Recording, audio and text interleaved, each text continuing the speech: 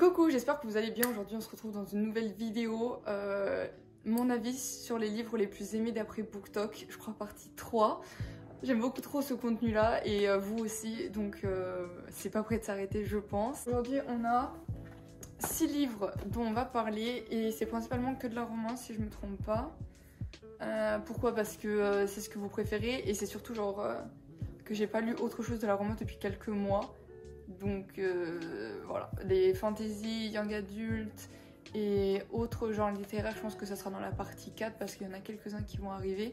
Mais pour aujourd'hui, c'est principalement de la romance. Alors, comme vous l'avez vu, on a changé de décor. Pourquoi? Parce que la dernière fois, je suis tombée malade en allant de l'autre côté. Donc c'est terminé. Je sais que c'est pas idéal, ça c'est un peu moche derrière. Mais c'est ce qu'il y a pour l'instant. Je vais essayer de trouver une solution dans les prochaines semaines.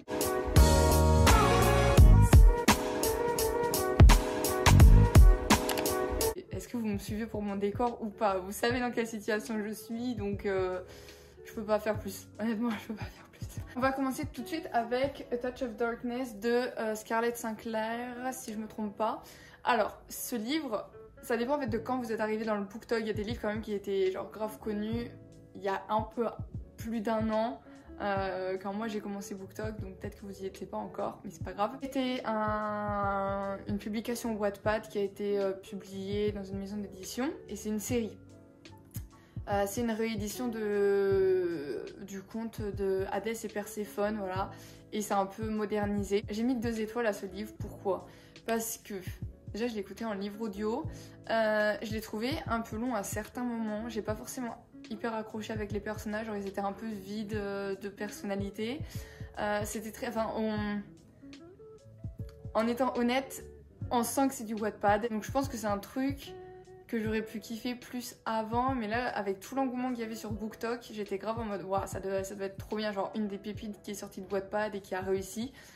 Sauf qu'au final, mais pas du tout. Je reviens, j'écrase une mouche. Je pense que ça manquait un peu de détails et d'appropriation du texte et de l'histoire et j'en ai marre de ces putains de mouches, je vais péter un câble. Je pense que ce livre avait beaucoup de potentiel et a plu parce que c'était sur Wattpad, que c'était quand même retranscrit en romance. Il y avait quelque chose, je vais pas vous mentir, ça a été édité et publié pour une raison, il y avait quelque chose. Après je pense pas que ça me correspondait à moi personnellement et je pense que l'auteur s'est pas assez approprié l'histoire que ça. Enfin... Ça a été modernisé, mais après est-ce qu'il y avait des changements ou des choses incroyables? Non. Enfin, je sais pas, mais ça m'a pas trop fait rêver. Il y avait un contexte qui avait grave du potentiel, genre en mode entre le monde des vivants, le monde des morts, ce qui se passait en dessous, toutes leurs relations, il y avait grave du potentiel et je trouve que ça a pas été développé comme il l'aurait fallu et ça a surtout pas été approprié. Genre, je me suis dit, ah ok, genre, c'est juste ça. Et bon, c'est juste pour rajouter des scènes de sexe et une histoire mythologique, je vois pas trop l'intérêt. Mon avis, encore une fois, je pense pas que ce soit moi le problème, mais voilà, dites-moi ce que vous en avez pensé, parce qu'en plus c'est une lecture assez facile, mais je sais que je lirai pas le tome 2, 3, 4, et je sais pas combien il y en a, juste parce que j'ai pas que ça à faire, honnêtement, ça vaut pas le coup, je pense. Ensuite, j'ai lu The Ex-Hex de Erin Sterling pour Halloween, et ce livre a percé il y a peu de temps sur BookTok parce qu'il était un peu mise en valeur par Book of the Month, qui est une association aux États-Unis qui t'envoie des livres tous les mois. Et il en faisait partie dans la catégorie romance. En gros, on suit Vivienne, qui est une sorcière. Au lycée, elle sort avec un sorcier qui s'appelle Rhys. Elle apprend qu'il est promis à quelqu'un d'autre. Ça se passe très mal pour les deux. Ils arrêtent de sortir ensemble. Elle est très énervée. Et en gros, le soir, elle va un peu boire beaucoup de vodka et du witchcraft, qui est une sorte de potion qu'il faut surtout pas mélanger avec la vodka. Et elle va prendre un bain avec sa meilleure amie en gros pour rigoler, pour un peu lui remonter le moral. Elles vont faire des sortes de malédictions envers Rhys. Et quelques années plus tard, je crois même 11 ans, il y a Rhys qui va devoir revenir dans le village pour célébrer un peu la fête des fondateurs du village. Et à partir de là, en fait, ils vont passer pas mal de temps ensemble. Ils vont se rendre compte que la malédiction du coup a vraiment été réalisée et qu'il va falloir trouver une solution pour que ça arrête parce que ça fait plein de problèmes. C'était hyper cool à lire, hyper facile, grave un mood genre spooky Halloween. Je l'ai lu vraiment genre pile pour Halloween, j'ai grave kiffé, genre vraiment trop bonne ambiance. Et c'était, enfin honnêtement t'avais juste la banane tout le long. Rhys c'est hyper charismatique et sarcastique. Et en fait il y a une bonne balance entre la romance et un peu l'aventure où ils doivent déceler la malédiction. Et ça m'a donné des airs de Harry Potter. parce que c'est vraiment les bâtiments, la magie autour. Si vous aimez lire des livres comme ça toute l'année, dans ce cas-là, lisez-le maintenant. Si vous voulez pour Halloween prochain, attendez Halloween prochain, mais il vaut clairement la peine. Prochain livre, alors là les gars, mais ça a été un coup de cœur, genre vraiment. C'est Love and Other Worlds de Christina Lauren. J'ai enfin lu le livre d'Eva, vu que c'est son pseudo sur TikTok. Ça a été un coup de cœur, genre vraiment. C'est, pour vous résumer encore un peu l'histoire, on suit Macy et Elliot qui étaient meilleurs amis depuis l'enfance parce que Macy a déménagé pile à côté de la maison d'Elliot. Elle avait perdu sa mère assez tôt et en fait, dès le moment où ils se sont rencontrés, ils sont devenus inséparables à tout partager ensemble, se construire ensemble. On sait pas trop pourquoi, à ses 18 ans, ils se séparent et ils se parlent plus du tout. Et en fait, ils se retrouvent des années plus tard. Et Elliot est complètement perdu et choqué de la revoir en se disant putain, ça fait genre 11 ans qu'on s'est pas vu, meuf, qu'est-ce que tu deviens? Et elle qui le fuit parce qu'elle veut, pour des raisons qu'on ignore, elle veut pas les revoir. Ce livre, les gars, ce livre. Je sais pas pourquoi il est si sous-coté, juste trop choquée de la bonté de ce livre. Genre en mode, il est trop bien. Donc alors déjà les personnages incroyables, l'histoire dingue. Vous allez tellement vous attacher aux personnages et à la fin, moi j'ai lâché mes petites larmes parce que ça m'a brisé le cœur. Genre vraiment, j'étais pas prête. Et leur amitié est dingue. Il y a des mélanges de flashbacks et de présents qui sont tellement bien balancés. Ça a du sens. Toute la continuité du livre, j'ai adoré. Dingue, j'ai adoré. Et le lendemain matin, en fait, quand je me suis couchée, je l'avais terminé. J'ai lu hyper rapidement, genre vraiment en 24 heures c'était réglé. Parce que là en plus les pages, bref on connaît, elles sont quand même assez grandes. Mais je l'ai lu, j'ai mis 4 étoiles parce que j'arrivais pas à mettre 5 étoiles, même si genre j'avais grave kiffé. Et le lendemain matin en fait, je devais la noter parce que j'avais lu tellement rapidement, j'ai pas eu le temps de mettre de post-it. J'en avais quand même pas mal. J'ai pas marqué comme relecture parce que je l'ai lu quand même assez vite. Mais j'ai quand même relu toutes les pages. Et je l'ai fait quoi en 3 heures peut-être, et j'ai réannoté tout. Et je le relirai mais 50 000 fois, il est beaucoup trop bien et je le conseille à 1000%. Donc si ça c'est pas le plus connu de Christina Lauren et qu'il y a encore Roomies, Josh et Hazel, mais j'ai hâte de voir la suite vraiment. Mais par contre celui-là il était dingue. Prochain livre et je suis en train de le lire, je l'ai pas terminé mais je peux quand même vous faire un avis parce qu'il me reste vraiment quelques pages, je vais les terminer là après manger. C'est Sick Fox de Tilly Cole. Ce livre était sur ma pile à lire avant même que 1000 baisers pour un garçon y soit. Donc vraiment, il date. Et j'avais trop peur parce que déjà la couverture fait hyper peur. J'étais en mode Mon avis va être constructif, je pense. Faut juste que je m'organise parce qu'il y a plein de choses à dire. Je suis en fait Ellis et Heathens qui se rencontrent à l'enfance, qui passent beaucoup de temps ensemble. Ellis a perdu sa mère et est fan d'Alice au Pays des Merveilles. Elle s'habille comme Alice tout le temps, elle prend le thé et en fait elle va un peu impliquer Heathens dans ces délires là, alors que lui genre vraiment il est très réservé, il regarde les animaux mourir, très obscur, un peu bizarre. On va pas se cacher pour un gamin de 8 ans, c'est pas banal. Petit à petit en fait ils vont vraiment créer des liens de ouf juste au moment où le père d'Ethans va mourir et il va se retrouver à vivre avec Elise dans sa maison et en fait ça va être le début de la fin pour eux parce que je pense pas que ce soit un spoiler de dire, enfin je préfère vous prévenir parce qu'honnêtement c'est hyper chaud. Son père principalement et ses faux oncles participent dans un trafic d'enfants. Une chose en amène une autre, ils vont en faire partie. Le livre était bien dans le sens où les personnages étaient vraiment cool, l'histoire était bien, j'ai beaucoup aimé le principe. J'ai beaucoup aimé la façon dont ils géraient un peu leur trauma. Ils apprennent l'un de l'autre et la complicité qu'ils avaient, genre vraiment. Mais juste un point que je n'ai pas pu supporter et que je pense que personne ne devrait avoir à supporter, c'est les flashbacks. Les flashbacks étaient hyper explicites, dans un sens où c'était malsain. Je pèse mes mots, c'était malsain, c'était genre j'ai un mot sur la bouche, c'est satanique, genre vraiment c'est pas normal d'écrire des scènes pareilles. Je veux bien qu'il y ait des scènes, par exemple j'ai parlé du sexe forcé, de tout ce qui était inceste et tout, genre ça y a pas de problème, ça reste de la fiction. Mais un sujet, enfin je sais pas, honnêtement je sais pas si c'est juste moi et ma sensibilité où ça bloque, ou si c'est vraiment genre un problème que personne ose vraiment pointer du doigt, mais je le recommanderais pas à qui que ce soit. Si c'est quelque chose qui peut être abordé et être décrit de cette façon-là, je pense que l'auteur l'a mal fait. C'était même pas... Parce qu'à un moment donné, enfin, ces flashbacks sont reliés après à leur histoire, parce que c'est ce qui les forme et ce qui fait de ce qu'ils sont dans l'histoire. Donc il n'y a pas de problème sur ce côté-là, genre à un moment donné, enfin... Ils ont leur délire, comme par exemple pour le sexe forcé, c'est normal qu'il y ait des victimes de viol qui après soient intéressées ou excitées par le sexe non consenti, enfin consenti non consenti. Ils leur font des trucs horribles et elle donne tellement de détails et enfin je sais pas. Et je dis pas ça pour dire en mode ouais c'est pas genre ça me fait sentir mal, on devrait pas en parler ou quoi que ce soit, non.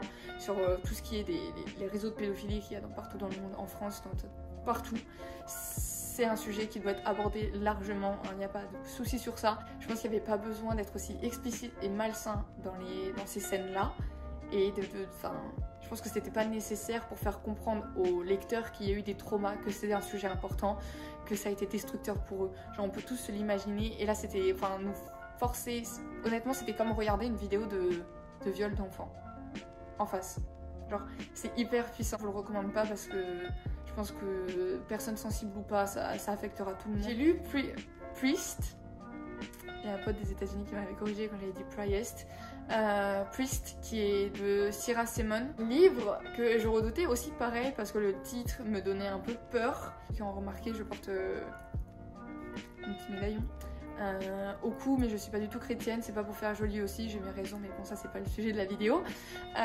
Et donc en voyant une romance avec un prêtre, je me suis dit soit ça peut très bien se passer, soit ça peut très mal se passer. Ça a été un franc succès, honnêtement ça a été un franc succès dans le sens où déjà l'auteur commence direct par expliquer qu'elle a été, elle baignait dans la communauté catholique très très jeune, elle a fait beaucoup de catéchisme et elle écrit ce roman avec beaucoup de respect pour la religion et aucune haine envers eux. Ça se ressent, genre il y a rien de malsain dans le fait que le prêtre au bout d'un moment il cède à la tentation. En fait tous les péchés que lui fait avec le personnage féminin sont un peu excusés en disant que leur passion et leur amour est tellement puissant que ça en devient, c'est l'essence même de l'amour dont parle Dieu. Je sais pas si pour ceux qui ont déjà fait du catéchisme ou qui connaissent un peu, je sais pas si vous voyez ce que je veux dire, genre ils font passer ça en mode c'est tellement beau et c'est tellement incroyable, genre l'alchimie qu'on a ensemble et ce qu'on partage, que ça peut pas être un péché, genre c'est trop beau pour être un péché. Et ça j'ai bien aimé, c'est tourné d'une certaine façon. Après, enfin voilà, moi je suis pas plus dans la religion que ça, donc je sais pas comment quelqu'un qui est chrétien réagirait. Moi je pense qu'il n'y a pas de drama ou quoi que ce soit, ça a été assez bien fait. Après j'ai adoré les personnages, genre vraiment Tyler est hyper attentionné et très gentil. Il y a des... Pareil même au niveau de la religion, les textes sont respectés et il y a une très bonne... La pensée et les paroles de Dieu sont très bien représentées dans le livre et j'ai trouvé que c'était sympa. J'ai aussi pu apprendre des trucs sur la religion comme les prêtres ne peuvent pas se marier ou... Il y a plein de petits signes comme ça, on baigne vraiment dedans mais c'est très bien fait. Je l'explique comme ça mais après je m'explique. C'est une fille très respectable, elle est très successful dans ce qu'elle fait, elle a eu plusieurs diplômes, elle est danseuse, elle est volontaire dans tout ce qui est... elle a fait beaucoup de volontariat, elle aide ceux qui en ont besoin. C'est une très bonne personne et pourtant elle a des penchants sexuels un peu honteux et tabous. Et là où je veux en venir du coup c'est que dans le livre ça a été mis clair que quelqu'un qui était gentil ou douce à la vue pouvait très bien avoir une autre personnalité ou d'autres penchants un peu plus sombres au lit et ça faisait pas d'elle genre quelqu'un qui ne méritait pas le respect des autres personnes. Honnêtement ça doit être la première fois que je vois quelqu'un qui est complètement sain dans sa tête, qui s'en sort très bien, qui est une bonne personne, qui est gentille, qui a tout pour plaire, une bonne petite fille, genre vraiment c'est ça, et qui pourtant a des penchants plus sombres. Et j'ai bien aimé que ce soit bien expliqué et mis en avant dans l'histoire, genre c'est des points qui sont pas forcément mis en avant sur d'autres, et c'était rafraîchissant. Donc cette histoire pour moi ça a été vraiment cool parce que le côté religieux a été respecté, l'histoire était vraiment bonne et après il y avait le côté de c'est pas parce que plus penché BDSM que je devrais être une grosse traînée le reste de l'année, genre j'aurais préféré qu'il y ait un peu moins de sexe et plus de moments ensemble où du coup ça fait le contraste entre les penchants sexuels sombres et la personnalité claire. Dernier livre dont on va parler, c'est The Love Hypothesis de Ali Hazelwood. Adam et Olive, en fait, ils sont dans le même bâtiment et dans le même environnement parce qu'ils sont tous les deux scientifiques. La seule différence, Adam est prof, Olive, elle, c'est encore une élève, même si elle a eu déjà des diplômes, mais bon, bref, elle n'est pas au même niveau que Adam, donc deux échelles. Olive va sortir avec un mec et ça va pas vraiment fonctionner dans le sens où ça colle pas plus que ça. Elle se sépare et sa meilleure amie en fait va se rendre compte que ça colle plus avec elle que ça a collé avec Olive. Et elle va se mettre en arrière en disant non c'est mort, vous êtes sortis ensemble, je te ferai pas ça, même si tu me dis que tout va bien, non. Et pour faire comprendre à sa meilleure amie que si elle peut sortir avec lui, qu'il n'y a aucun problème, elle est complètement chaud, genre en mode fais-toi plaisir, ça va fonctionner avec moi, ça peut fonctionner avec toi, arrêtez de vous tuer comme ça, allez-y. Et du coup, elle va commencer un peu à faire croire à sa meilleure amie qu'elle rencontre quelqu'un, que c'est bon, elle est passée à autre chose. Au bout d'un moment, sa meilleure amie va arriver et elle, il faut qu'elle concrétise un peu son histoire et elle va embrasser du coup Adam, ce prof, sur un coup de tête. Et à partir de là, en fait, ils vont arriver par je ne sais quel moyen, vous verrez, à se dire, bah, au pire, on a déjà commencé par s'embrasser, pourquoi pas terminer, et ça me dérange pas de faire semblant, il y en a. Donc c'est du fake dating et c'était tellement bien. Si vous avez lu l'Anti-Lune de Miel, vous allez adorer ce livre parce que déjà elles ont le même prénom, c'est pas forcément un argument mais c'est déjà ça. Et ce qui m'a vraiment rapproché des deux, c'est que c'est vraiment le même mood, genre en mode pas de vacances ou quoi que ce soit, mais c'est très comique. Voilà, c'est le mot. C'est très comique, genre en mode embrasser son prof parce que t'as ta meilleure amie qui arrive dans le couloir, le fait qu'il te propose ci, qu'il te propose ça. C'est très comique et honnêtement ça te donne le sourire tout le long, donc là j'ai vraiment kiffé le lire. Il y a quelques points qui m'ont pas forcément plu mais je vais pas vous spoiler. Sinon dans la globalité il était quand même vachement cool, super facile à lire, genre vraiment hyper rapide. Et ouais, j'ai aimé avoir déjà le fancast en fait en tête. C'était trop mignon. Donc ça je vous le recommande vraiment. C'est tout pour aujourd'hui. J'espère que mes avis vous auront plu. Dites-moi vos avis pareil en commentaire. Instagram est en bio avec mon club de lecture, mon lien Goodreads, ma wishlist Amazon pour si vous voulez. Et essayez bien de me suivre sur tous les réseaux sociaux parce que là Noël arrive et vous pouvez être sûr que je vais faire plein de concours pour vous récompenser et juste vous dire merci d'être là depuis le départ. Donc voilà, mettez-vous sur tous les plans et je vous dis à la semaine prochaine.